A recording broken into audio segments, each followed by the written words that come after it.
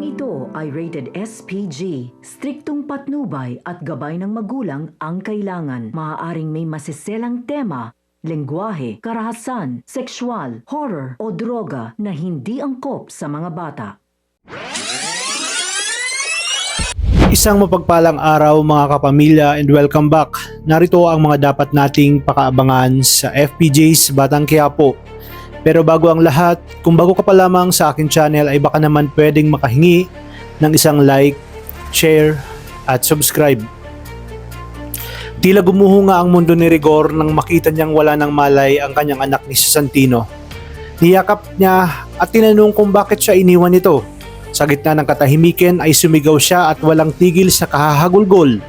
Hindi niya matanggap na sa gitna ng kanyang kapangyarihan ay hindi niya nagawang mailigtas ang kanyang sariling anak.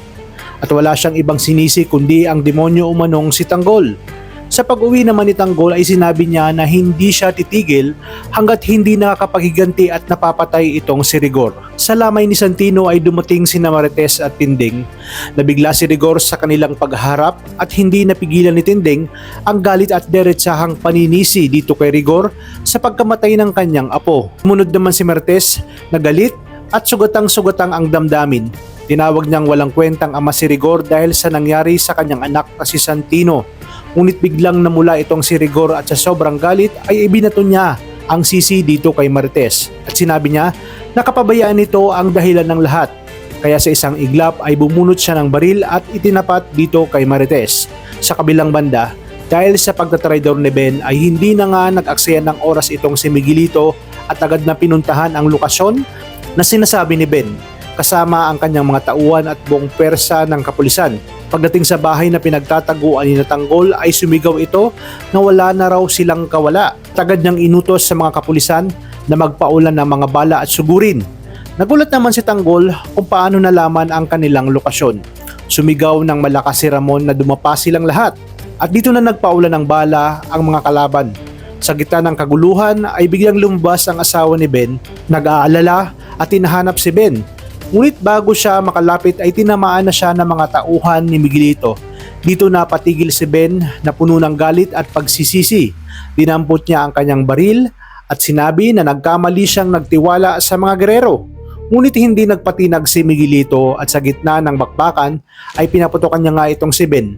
Talagang napakabilis ng kanyang karma dahil sa kanyang pagtataksil at pagtatraidor. Dalawa sa kaibigan ni Tanggol ang malalagay sa alanganin, sina Buldog at Thanos. Kaya naman dito, hindi na nakapagpigil si Tanggol at matapang nilang sinalubong ng kanyang amang si Ramon ang mga kalaban. Sa huli ay unti-unti nilang napatumba ang mga tauhan hanggang sa makita nga nila na papatakas na nga itong si Miguelito dahil nakita niya na unti-unting nalalagas ang kanyang mga tauhan. Kaya naman dito magkakaroon ng habulan sa daan hanggang sa pinakasukdulan ay hindi makakapayag itong si Tanggol na hindi makapaghiganti kay Miguelito. Ipaparanas niya ang pinakamasakit na paghihiganti sa mortal niyang kaaway na si Miguelito. At di kalaunan siya na nga ang magiging mayor ng Maynila. Kaya naman pakaabangan natin ang mga susunod na tagpo dito lang sa numero 1 teleserye ng Sambayanan, ang FPJ's Batang Quiapo. Maraming salamat sa inyong panonood at pagpalain tayong lahat, kapamilya.